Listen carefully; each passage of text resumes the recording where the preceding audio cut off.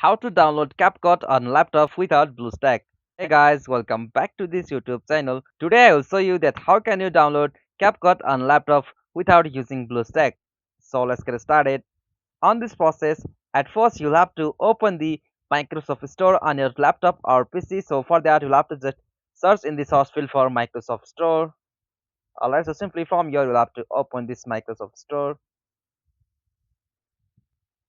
Okay, so after you open the Microsoft Store, you'll be able to see search interface. So from here, at the top, you'll have to go the option search field, and in the search field, you'll have to type for CapCut.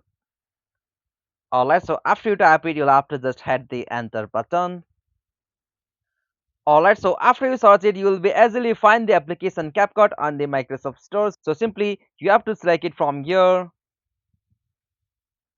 Alright, so after you open the CapCut, you'll get such interface. So from here, you'll have to just click on this install option. Alright, so after you click on that install option, it will process to download or install CapCut on your laptop or PC. So after it's complete, it will automatically install or download CapCut on your device. So this is the easiest and simplest method.